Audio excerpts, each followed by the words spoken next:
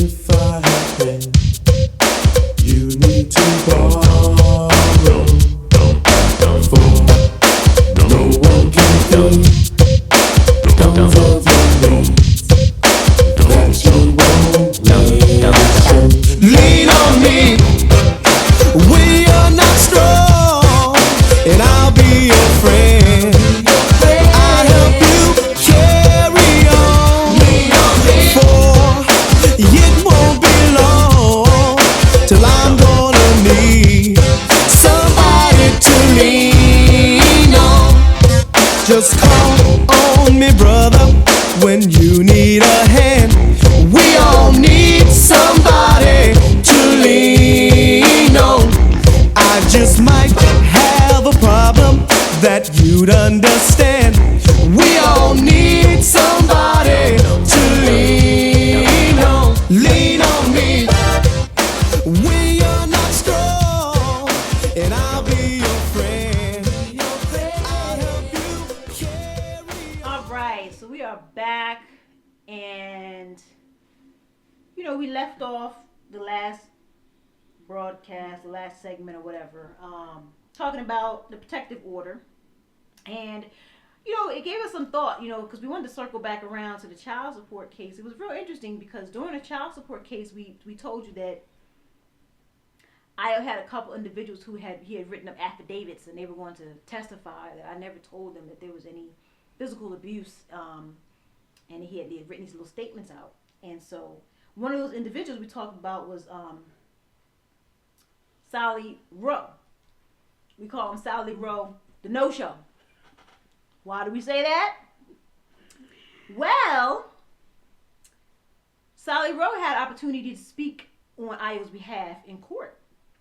And the judge said, I'm not going to allow the little affidavits they put together because we don't know who he is. But if he calls in, we'll let him to call in to the court. Don't even have to be there in person. We'll let him call in, we'll swear him in, and then he can give his testimony that way. Okay. So she gave him we had a recess, and she let him go out and make a phone call. He came back, can't get in touch with him. He's not answering his phone. He started off. Actually, he started off inside of the courtroom. Right. They gave him the number in the courtroom. Mm-hmm. He gave the number to the court clerk, and the court clerk dialed the phone number. Mm-hmm. Please hold. Because we going straight to voicemail. Yes.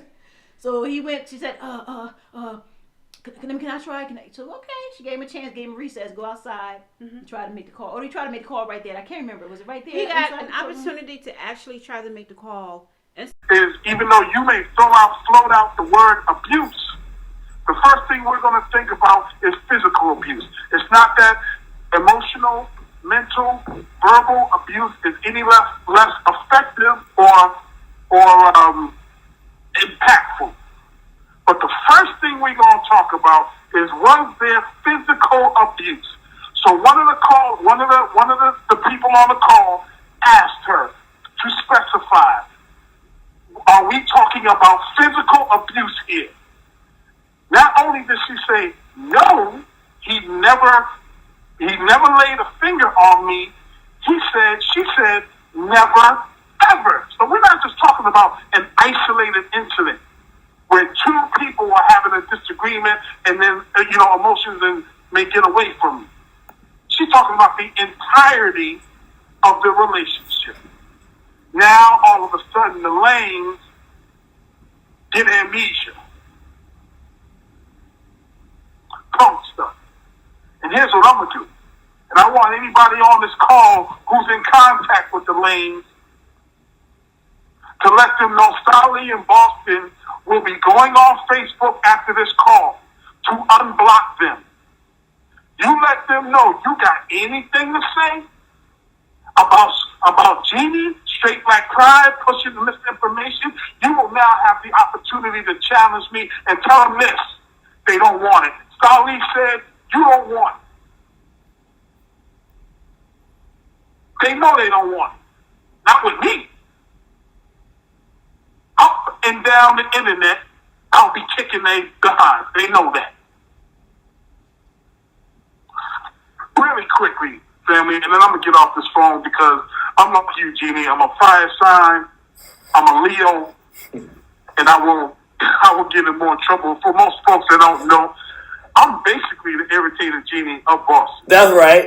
I was terminated from my position as a 17-year Boston firefighter for essentially the same things that you've heard. Where to be found? Threats.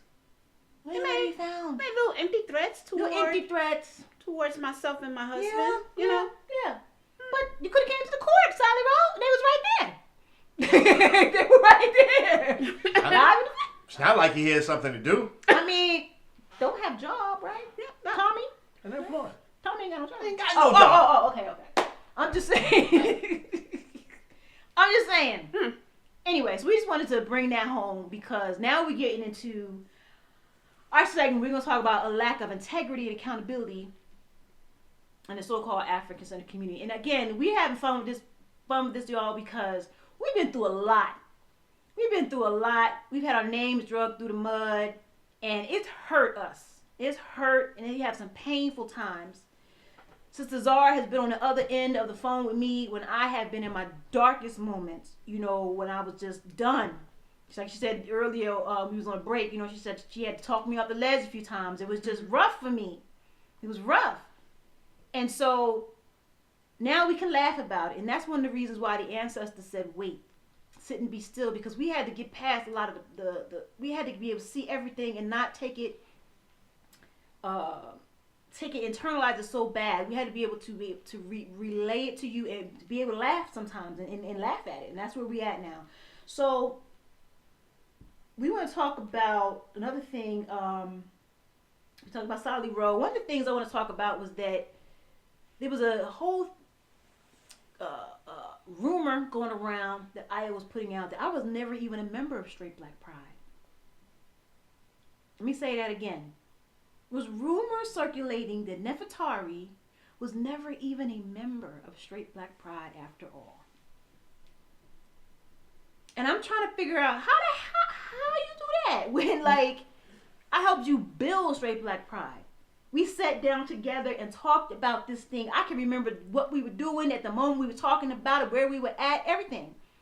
Help you build it.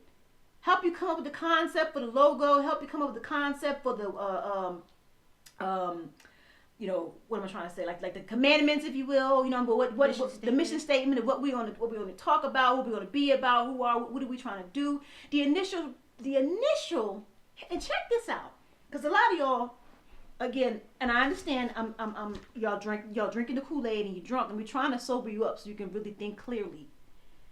The initial purpose behind Straight Black Pride was for Nefertari to have some people to socialize with, because I didn't have anybody to socialize with as a woman.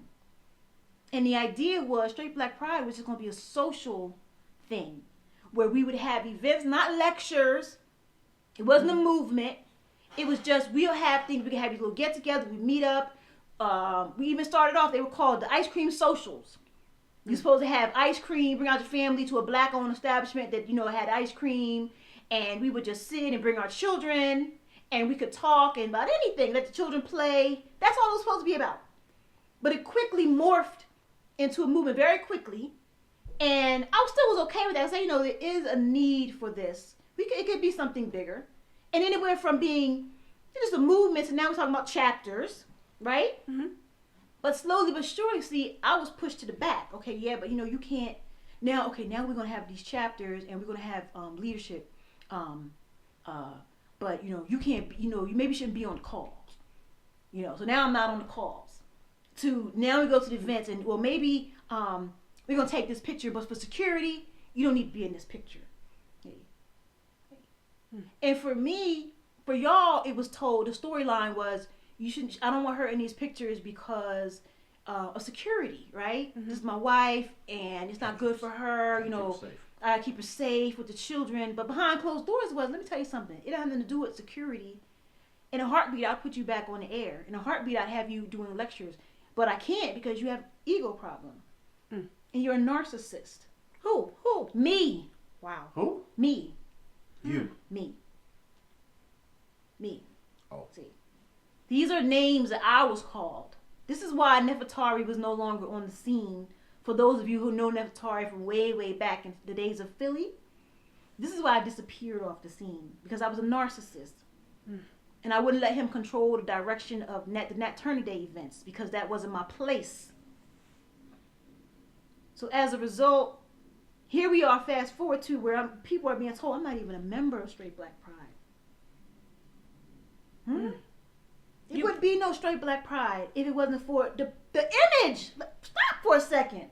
The logo, the very logo that all y'all done bought t-shirts of, started off with, the original logo was my husband, it was Ayo, wife, me, and our 2 children. That was the original Straight Black Pride image. And it morphed into the design, okay, the Starving Artist did. But if I still have the original t-shirt hanging in my closet. It was a picture from our wedding. That's where the idea came from. But I'm no longer that woman in Straight Black Pride. I'm no longer the wife, the mother. Okay? So don't give me, I was insulted. Okay? And we're going to get into some of y'all. I was insulted by that. But I wasn't a member of Straight Black Pride. I was a co-founder of Straight Black Pride. That's what I was. But I was a silent co-founder. And because I was silent, the other co-founder was able to convince you that I wasn't relevant. Conventions. Let's talk about those. You weren't a Straight Black Pride member? What happened at the conventions? We had our first convention. I remember we had the New York convention. And I wasn't allowed to come to the convention with my husband. I had to come separately. See, I used to have to come to things separately. Right. Okay. All the events, I was supposed to come separately. For security. Okay. So here I am with 2 small children. I got to get them ready, try to get myself ready, trying to get to the event on time. It was a lot. It was very overwhelming. But on top of that, even the first convention, Nefertari was the one who bought the cake. Y'all remember the cake for the first convention we had with King Simon? I bought that cake. That cake, you know where cake came from? Keisha's daddy's bakery in Brooklyn. Not Keisha, not to be confused with Keisha from Brooklyn of Straight Black Pride. I'm talking about Keisha, my best friend from Silver Spring. Her dad, by the way, of Queens. Her daddy, Jamaican bakery in Brooklyn, that been there for decades. A cornerstone of the Jamaican community. That's where that cake came from. I got a crazy, retarded discount because that's my best friend. They my family. You understand? We eating the cake that they made. That cake was good, by the way. You know, beautiful cakes. Beautiful. They were beautiful. Yeah. Fast forward to the next convention. What was that? Was that the one with the banner? Was that year 2? That was year 2, wasn't it? That was year 2. That was year 2. David Banner. David Banner. Yeah. I was told by one individual, who we'll get into at another segment at a later date, how dare I be late? She couldn't believe that I was late to that event. Because I was Irritated Genie's wife, and I came in, even though I was dressed beautifully, I came in late. I just sure did. You know why I came in late? Because I was there 3 hours before, decorating the entire place. I paid for all the decorations, little fancy tablecloths. I went and lugged and got them myself in my vehicle by my damn self to the rental place, black owned, that I found, to purchase those for the rental, lugged it in my car to bring them up to the event, decorated the event. We had little, what do you call them, centerpieces. My children, they were little, helped put together those Straight Black Pride flags and put them on every table. Put all the little decorations. And then we had balloons. I had to go to Party City and get 2 helium tanks.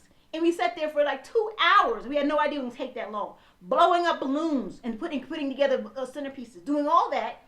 Didn't realize it was going to take us that long. Now, oh my God, I got to get home. I thought I'd be home by now. I got to leave D.C. to get back to Maryland to change my clothes, get dressed, get 2 children dressed, and try to get back on time. But I'm not Straight Black Pride. You're not a member? I'm not a member. Oh. Black Love, the first Black Love Day, I'm at home.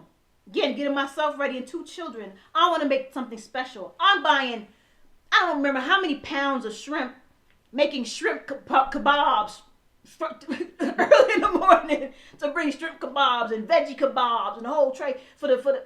I'm not a member. You understand what I'm saying? The very plaques that Straight Black Pride gave to the Quasies. And who else? And the Barutis. The who? The Barutis. The who? The Barutis. At the, what was it called? The Asafo. Those are some nice plaques. Those plaques were damn near 2 years old. Go look, ask them to pull the dates on them. You know why? We were supposed to give them to them the first convention. And it didn't happen. Who paid for those plaques?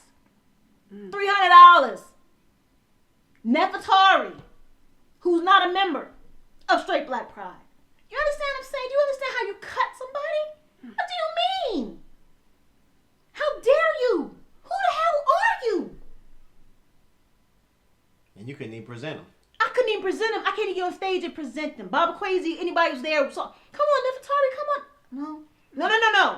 No. She gonna stay there. She good. No, she good. No. Come on, I'm sitting. No. She good. And I'm sitting there like, I can't even get up there on the stage with y'all to take the picture. Reality of my life. Don't tell me about my life. How dare you? Lack of integrity and accountability. Let's step into it. Let's just jump into it. Let's go to the post. Now, after the child support situation, everybody who was close to me was just infuriated. And Baba Ela, you were one. You had been sitting on this information for so long, being supportive, but you were about to burst. You were about to pop. And I was like, Baba, let me just get through my child support, and I don't care what y'all do at that point, because this is impacting you and your wife as well, and I can no longer control what y'all do, because you have a right to say and do whatever you want to do. So as soon as the ink was dry on that child support and child custody paperwork, Bobby, what did you do, Bobby Ela?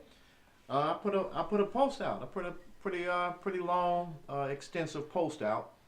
Ruffled a lot of feathers, but at some point in time, something had to be said to,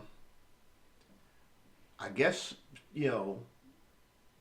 tell the other side of of some of the things that were going on, because here it is, this guy sent out an email to several court officials and attorneys and even my queen, insinuating that his wife, my wife, and myself might possibly be some possible pedophiles.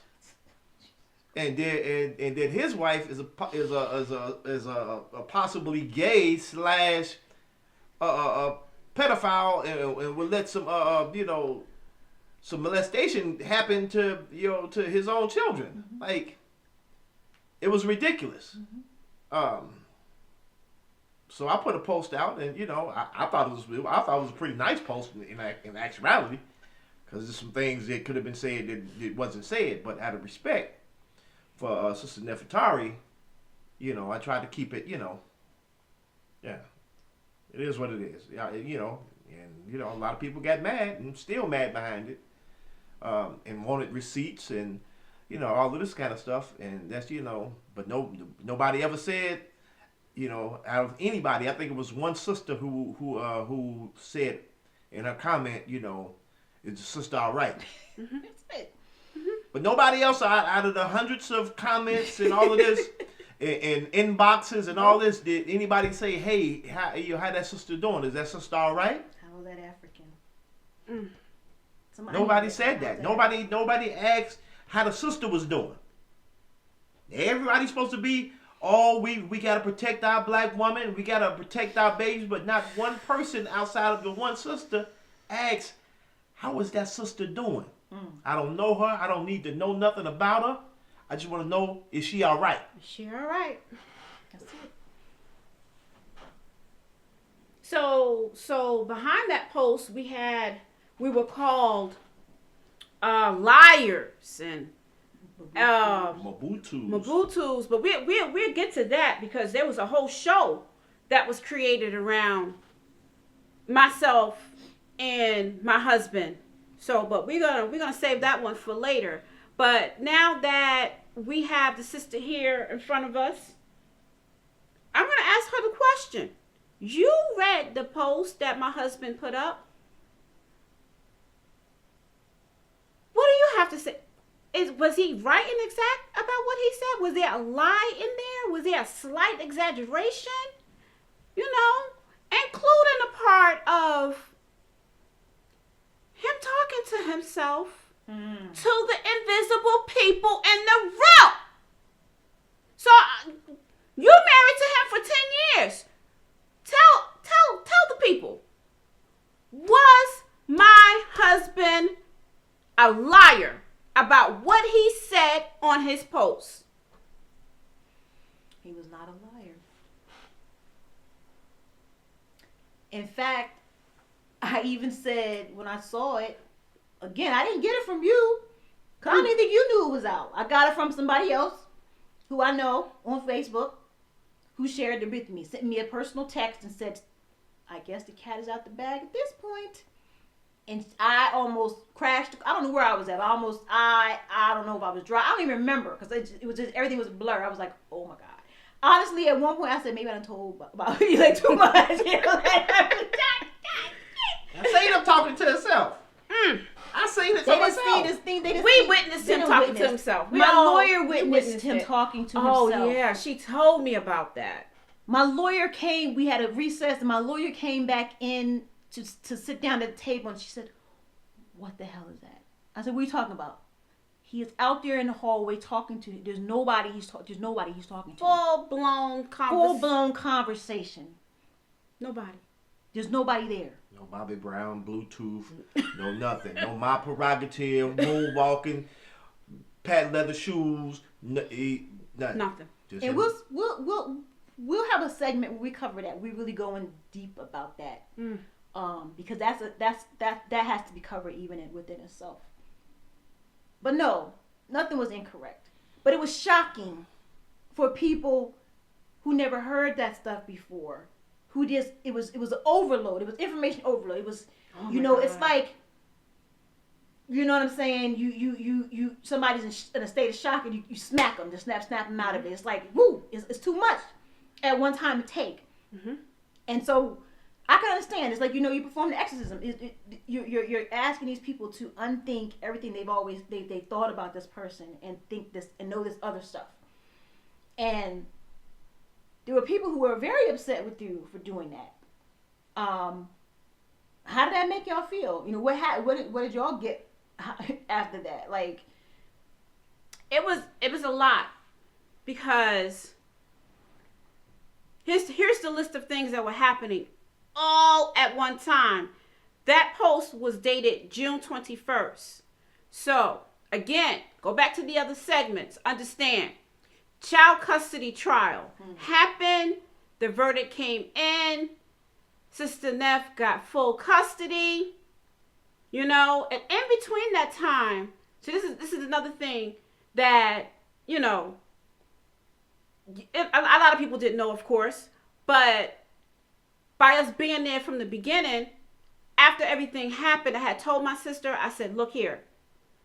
Next summer, because she was going through so much. She had so much on her shoulder. She had to leave her house with her children that they were used to being in. She had to go stay with her girlfriend for a week. And then after that, it was into the hotel. And then from the hotel, she went into her apartment. And then thereafter, this is the first time her children are attending school. Yes.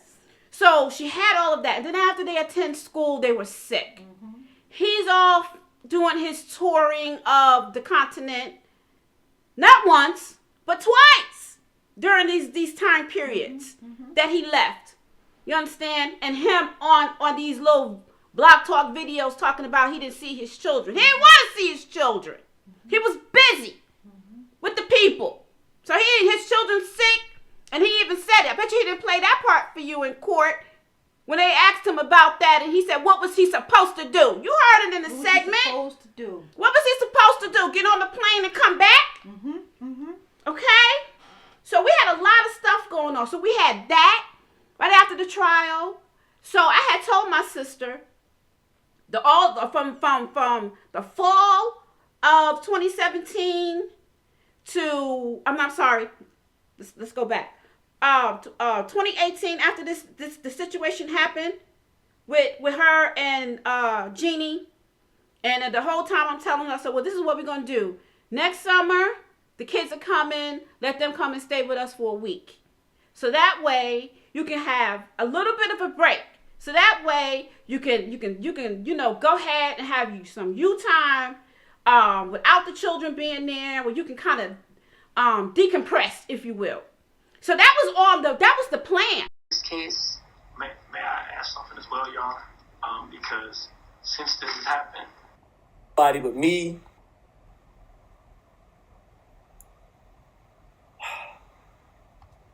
Now, I'm about to share something with y'all. Y'all are not gonna believe me when I tell you this, but it's so painful. I don't even know if I'm gonna bring myself back on, because I'm. Y'all not gonna believe me. This is so painful. All right. All right. This is the thing that I was telling the court. Because they don't want me to say anything negative about the mother. And I'm like, yeah, but the guy that testified against me is already out, because she had just ruled against me. It's a black judge. People are asking if she's white. She's black. She's a black judge. She ruled that she gets everything she wants. $8,000 back, $8,000 rears, child support, $895 a month payable to her. She got full custody. I don't get custody, so it means she can make any decision she want. I can't have no say in none of that. Despite everything that was done, like you heard all the stuff. I don't have to debate you. You heard it. None of that meant nothing. And even when I asked her, because I said, look, can you put something in here that says, really what I want, something saying that the children can't be sent out of town. See, my children have never been nowhere with no one. So y'all can just understand that last part you heard. My children have never been nowhere with nobody except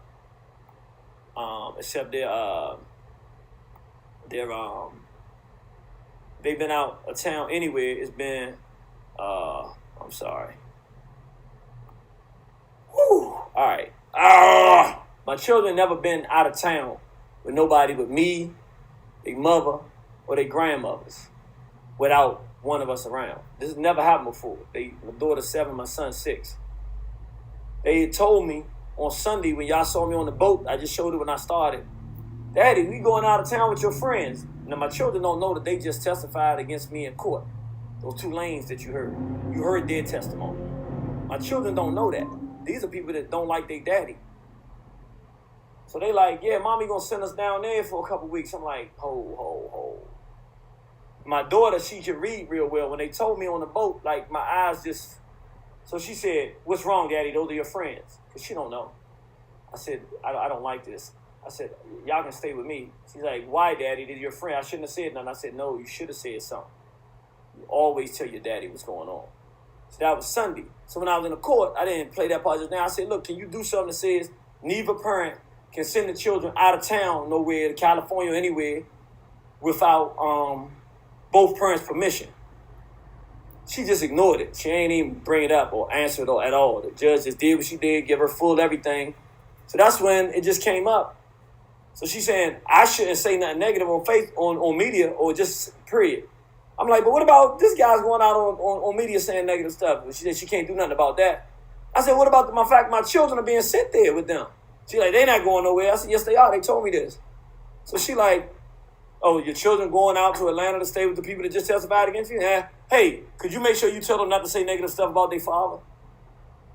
You heard me at the end saying I'm worried about my children getting sexually abused. It ain't nothing personal. There ain't nobody look, y'all all know. Ain't nobody out there that say, yeah, there's only one sister that can say, yeah, you left him with us overnight. That meant a lot, because I don't live with nobody. Everybody know that. This is what I do, man. Would y'all believe? This is where it starts hurting, and that's why I gotta be careful. Oh, God, man, it hurts. You saw what he was saying there negative stuff. Then he went on Facebook. I'm not even going to put the Facebook stuff up. Let me just go ahead and let you know what's happening. Hey, it's hard. All right. And I had to really get spiritual. Don't think I'm getting soft tonight. I'm not getting soft. But I started seeing what's happening. They're going at my pressure points. I lose the case. They give me nothing. And they give me some visitation where I got to keep them all this time, which means I can't work, which means I can't make the money that I got to make in order to pay the bills they tell about me paying in order not to get locked up for child support and all this type of stuff. So I'm like, okay. So I said, okay.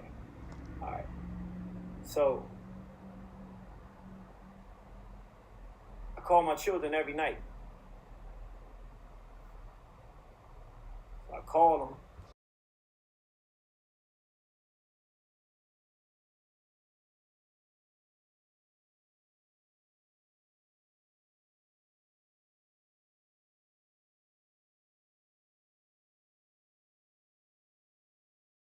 And let me take it a step back because I want y'all to understand this.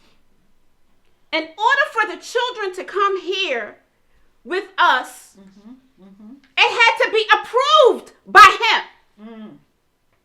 So the information through her lawyer during the court case of the plan that she had put together for the children's activities for the summer had to be given to, it was on a piece of paper. It was on the paper. I watched her lawyer said it, announced what it was to the judge, so it could be, what was it, inventoried? Because it could be noted. It could be noted. Right. As part of the, yep. And so the court got a copy of it, the schedule, the children's schedule for the summer. He got a copy of the schedule. Clearly said the lanes for that particular, it was right, it was in the writing. Right there. He had every opportunity in that courtroom that day to say absolutely not. The children will not go to Atlanta for a week. What he did, I watched him. He looked at the paper, put the paper down, and looked and was ready for the next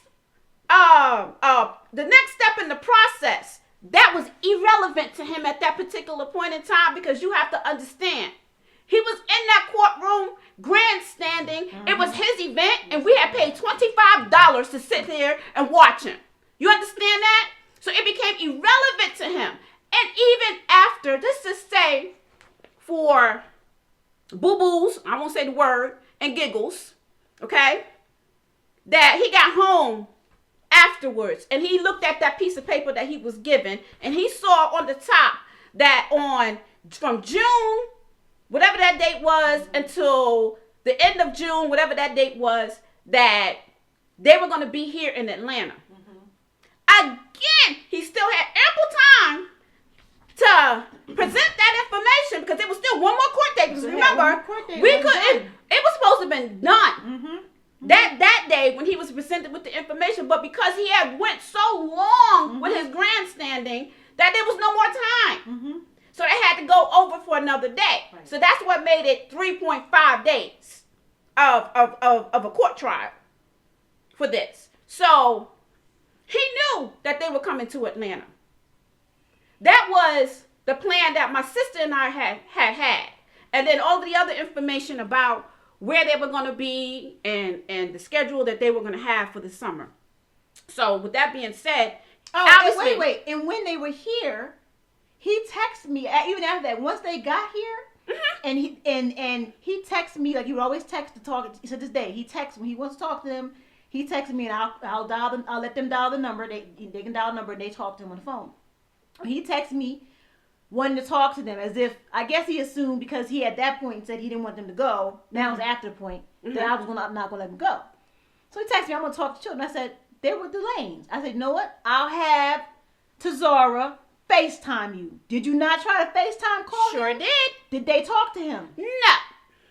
Not for the whole week. Not for the whole week. Not for the whole week. So let me just say to that that we FaceTimed him right after you told me. Yep. He didn't answer. Mm-hmm. So now we're on the next day. The next day, he's on his Blog Talk radio show that Monday. And so he's, what's the word? He's burning us at the stake.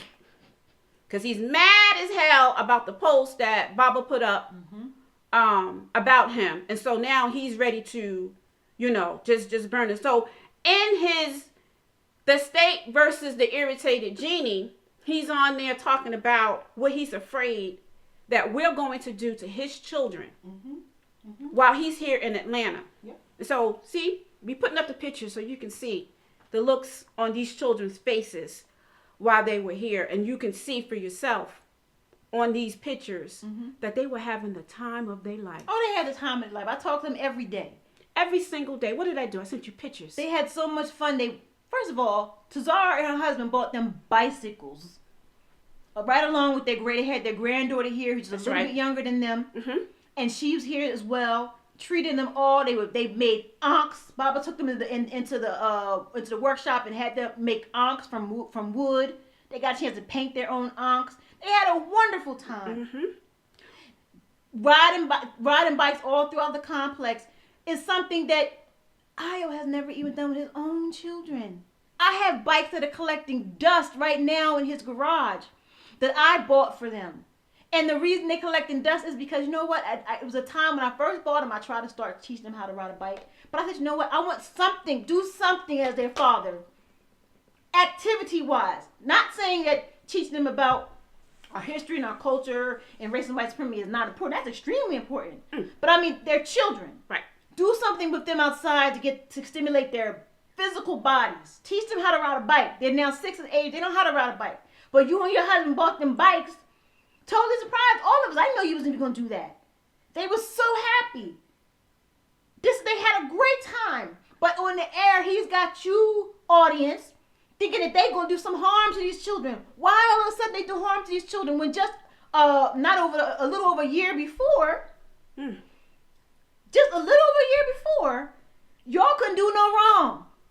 You understand what I'm saying? The Lanes, I loved them. We loved y'all. And we even talked about that is one couple we would send the children to today. Let them go down there. Baba can teach our son woodwork. You were making those cupcakes. Hurricane could have fun making cupcakes and we said, we trust them 1,000%. And we actually, Jeannie and I actually did have a conversation that he had told me that he wanted to send down Man so that Baba can teach him the woodworking. Teach him some man stuff. Yeah. Teach him some stuff. Teach him, landscaping type stuff. Gardening. Yeah. So he was all totally for it, on board. All of a sudden, now that y'all standing by me in support of me, y'all are child molesters, and y'all bought that. Somehow we done be walking with child molesters this whole time. Y'all bought that. Lock, stock, and barrel. Yep. So this is the type of treachery we were dealing with. Let's talk about E.J. Jones. We no longer even we don't even tune our lips up to even call him by his so-called African name. And it's not even because the person that actually gave him the name, we're no longer, but that doesn't have anything to do. He's so undeserving. He is so undeserving of that. So let's just say that Ayo Kamathi, the Irritated Genie, did his show, and he said that we were the knives. And I'm going to make this very clear, because I said it on Facebook, and I'm going to say it again.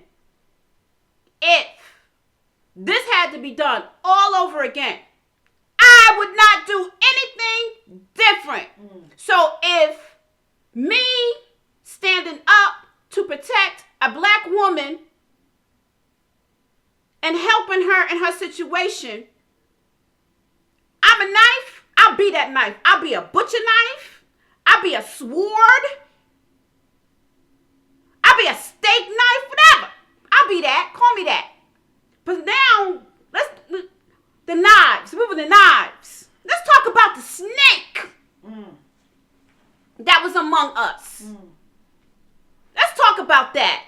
E.J. Jones.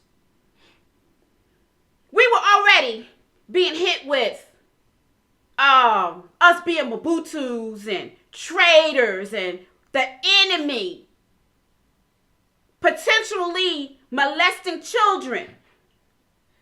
Woo! You, E.J. Jones, come to our house. We invited you to our home. You sat on our deck, taking in our views, smoking my husband's cigars. And then you turn around less than 2 weeks later and we hear your voice on this man's show when all along you had told us that he had fired you from Straight Black Pride. Yeah, that's a fair assessment to, and generally speaking, on what happened there. When you say that, as far as the coup, I was the one who floated the word coup out there. Not only that, now when a meeting is called and people are coming at the meeting and things are being said, directly, indirectly, whatever, we weren't participating in a coup. It was more of a coup d'etat, where internally the people are taking over. Now, whether or not that was the plan or what happened, but that's what I felt was about what's happening. Because when you start hearing the words that I can't be a part of this, if this person, meaning you, is still part of it, then what we're talking about is overthrowing leadership without having that person there. So I put that out there, and that's how I felt, is that I felt that I was participating, not willingly, but now I'm here. And whatever happens, it could be deemed in a battlefield, espionage, treason, whatever you want to put there. But people have lost a lot more than anything else by participating in that. And to your point of, I decided, for me, being the man that I am, how I wanted to handle the separation. And that's where we, again, lost the agreement between us on how to do that. So to answer your question, yes, we summed that up to where it needed to be in terms of how we didn't talk for about a year. Yeah. And we haven't talked, but I've been watching you online, teaching your daughter how to shoot and the different stuff. I've been checking you out. Man. Yeah. You still the Black Rhino, brother. I've still been checking you out. Yes, sir. Yes, sir. Mm-hmm. Yeah. But these things that happened lately, I wasn't, I did not know that there was testimony taking place. I did not understand what that was. I didn't find that out until it happened. So, again, my call was to say, look, had I been called, I would have been able to stand up and say, this man needs to be involved in those three decisions and not have sole custody taken away from him, or at least give him an opportunity to make decisions in his children's life. Because then what happens here, the state, and I'm in Georgia. People don't, I want to just tell people this real quickly. They have a county, Bartow County, Cobb County. These brothers right now driving around with these plates on that say, no driver's license, no insurance, I'm here with some papers. The law enforcement, when they get pulled over, automatically, in those two counties that I mentioned, alert SWAT team that they just pulled over a brother talking about sovereignty. In your state of Maryland, which is one of the hardest states to acquire a firearm, and New York, meaning you've already done all the credentials to get a firearm. You have it if you have a firearm. What just happened from that trial that you just went through is what I also would put out there is on the side of your destiny. Because now what has happened is that the law enforcement has been alerted that brother there has firearms in his home and he's a black nationalist. It's on record. So the police, they know the law enforcement, they know how they're going to come. No matter if they just want to knock on the door just to say how's everything going, they're going to come in with their firearms exposed. Because you now are on record of being a black nationalist and having firearms in your home.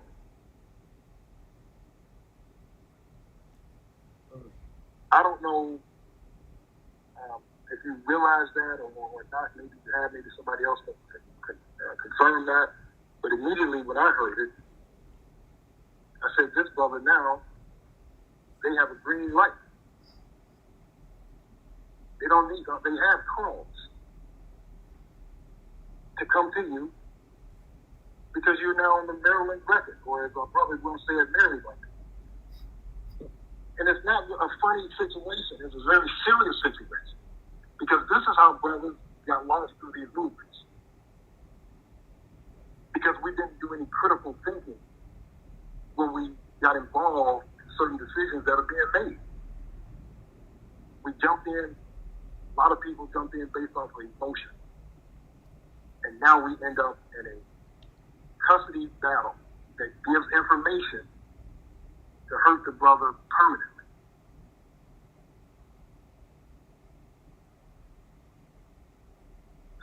You know, I see a brother here, you know, just because a brother has a cowboy hat on, don't tell him the horse.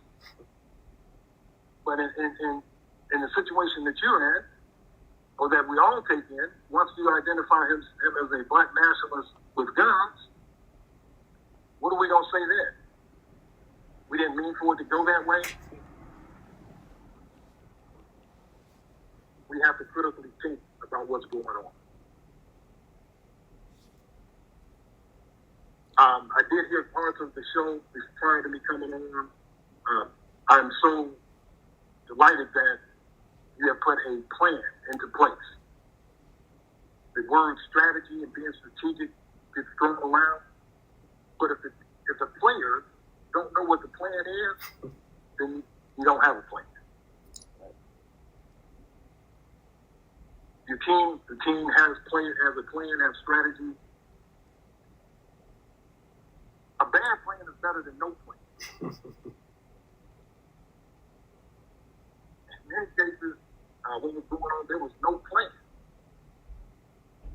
We tell the people, be strategic, let's have a strategy, but if we don't give them a strategy, what to work with, or be how to be strategic, then they're going to fight the way they fight. And things are going to fall the way they fall. I did hear you mention one of the people that you share in history, with our brother Dessalines of the Haitian Revolution. And that brother had a plan. He said, burn down their house, cut off their heads. That's a plan. He shared it with his generals. Toussaint did not share his plan with his generals. And my part in terms of when I was in leadership and part of the leadership, I have to take responsibility for what I knew or didn't act on when I seen it coming. The first phone call I made wasn't to you, it was to another one of our brothers, and that was Brother Ted. Because I think at the time when I could see things unfolding the way they were, you all as a country.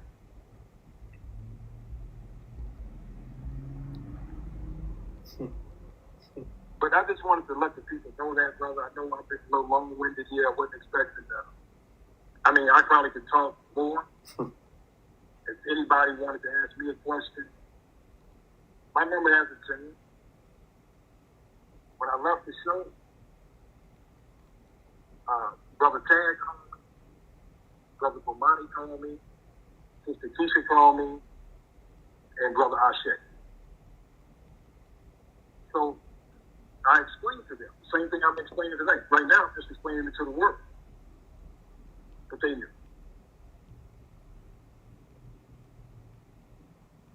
Brother? But I want you to know, there are people in Atlanta that was 100% in your corner. Good people. They came and opened. And I know that many brothers and sisters felt abandoned and lost, just as members of the radio show felt the same way. So we have to at least see that picture and say, okay. But the things that you're going through, understandably, if I'm fighting for the full custody of my children, there are a lot of things I'm going to miss.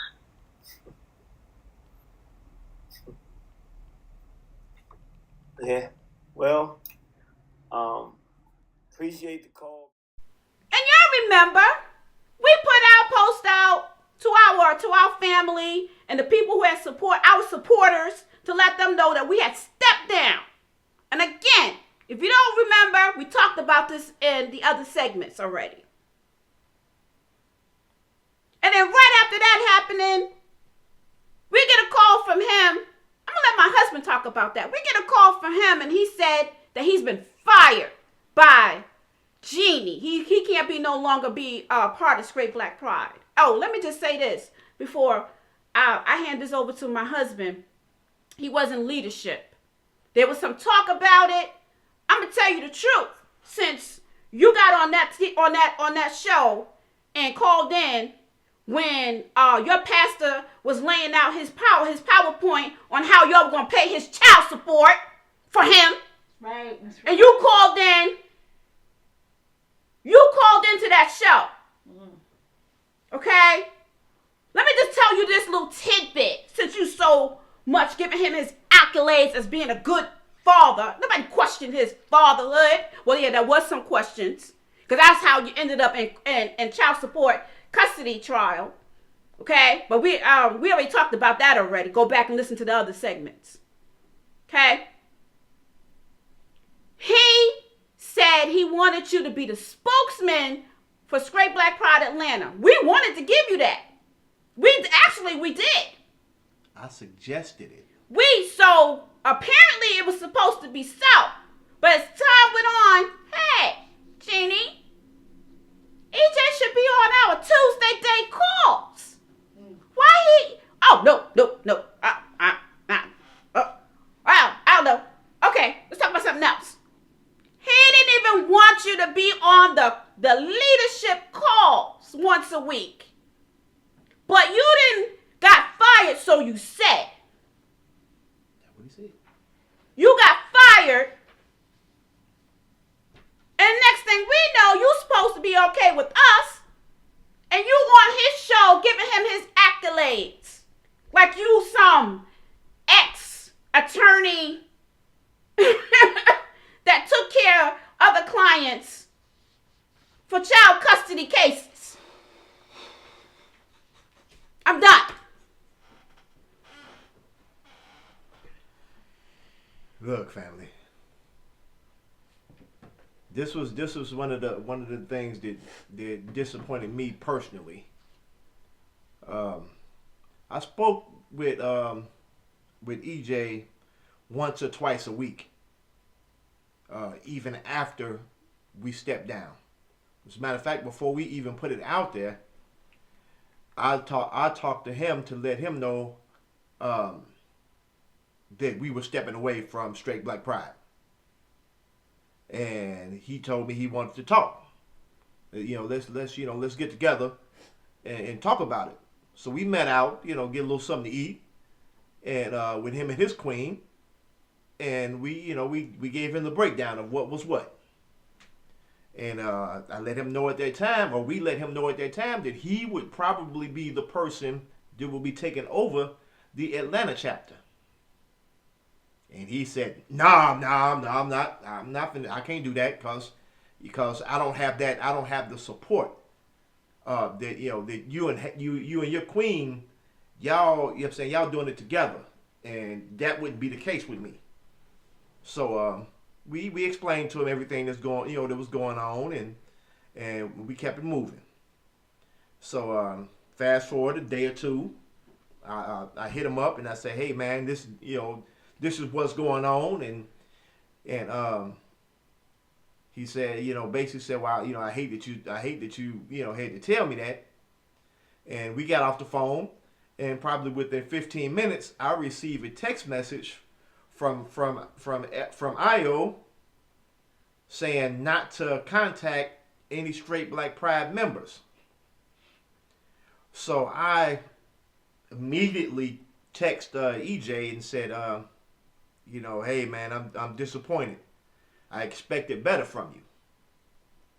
And he pretty much immediately hit me back and said, hey, let's get together. Let's get together face to face, and man to man, let's have a conversation. And I said I'm good with that. Let's sit down and talk. Because as far as I was concerned, even if he decided to keep going forward with straight Black Pride, I wouldn't have had an issue with that. It's no different than any other leader in the organization. Roll how you roll. That's just not how I roll. That just would have meant that any conversations that we would have had going forward would just been about guns, self-defense, and these type of things. So, we get together, and first thing he say when I see him is, well, I got relieved of my duties today. So he led me to believe that he had actually been let go by IO because of his unwillingness to send me a text message, and instead wanted to meet up with me face to face because we lived in the same city. So we kind of laughed about it a little bit, as we was talking, saying, hey, you didn't expect that one, So, his plan was to keep riding with straight Black Pride, which would have been cool. Mm-hmm. He could have just took over the Atlanta chapter. So, since he had been exiled, excommunicated, that, okay, whatever, we just gonna keep it moving. Now if somewhere down the line we decided to do something local to help the city or whatever, whatever, or if he decided to do another radio show and pick up his own blog talk account and all that, so he can have his own thing or whatever, that we would be there to support. So he said, maybe at the beginning of the year, or, he'll see what happens. So, fast forward, we come over to our house. He smoked with good cigars. I'm giving him the good joints, the Monte Cristos. You know what I'm saying? Giving them the good joints. Y'all don't understand. Ain't giving him the $3 cigars. But anyway, we sitting out there, we smoking the cigars, and everybody's out there, got a glass of wine going on, including him. Let's be clear, he was drinking too. Mm-hmm. So we out there, and we stay out there on the back deck for 4 or 5 hours or so. We done watch the sun go down, the moon come out. You know what I'm saying? It was pitch black. When we went in the house, it was pitch black outside. Mm-hmm. And, and we were talking, and we just have an honest dialogue. I wasn't, there was no lies being spewed, and still to this day, he can't say that, hey, he was lying on you, because I didn't tell him anything that I didn't tell anybody else. Mm. The truth is the truth. It don't make no difference who you tell it to. Mm-hmm. So, but we fast forward, and we hear this conversation when he calls into to IO's show, basically saying that, hey, I never went anywhere. Mm. Mm. People wonder where I've been. I haven't been anywhere. I never left. Mm. Mm. So for me, that says to me that you are nothing but an agent. Mm. You was working. You was working a person. You was working the situation for information. Mm-hmm. Yeah, that's a snake. That's a snake. That's a low down, dirty snake. So as far as I'm concerned, I hope that that y'all relationship is happy and healthy and whatever. You know what I'm saying? But hey, it is what it is. But that was disappointing for me. That was one of the ultimate. That was one of the. Out of all of the things that happened, we could have dealt with so much, but to have an individual that was in our midst, who presented himself as a brother, that not he didn't talk, or we didn't talk with him from a distance. He was around. He stayed in constant communication. Not with me, but with my husband. You understand? So, and while my husband was talking, let me just also mention this, because this is important. That famous conference call that a lot of times in conversations and consulting with my sister, because I talk to her. Let me just make this clear. I talk to Sister Neff every day from June 6th, 2018. Sure did. Every day. And so I even had some regrets from organizing that famous conference call. But that famous conference call came out of the dinner that we sat down with, that he was talking about on the blog talk with IO. He was the one who said that he wanted to hear, or he wished that he could talk to Sister Net. And so from that point on, we said that it was her story to tell. It wasn't our story to tell. It was her story to tell. So what better way to do this? Maybe I could organize a way, with her permission, to put together and organize a call that all of the leadership would be on the phone. Now, EJ was not leadership. As same thing with Keisha, New York chapter, was not leadership, but I gave them the courtesy because I thought they was important, because they had been on the ground helping to support and raise the awareness of the movement. So it was important that they partake in the call that day. And so that's how the conference call was created. So, but I guess maybe that was the plan for him, maybe. Huh? I mean, because, he was a snake.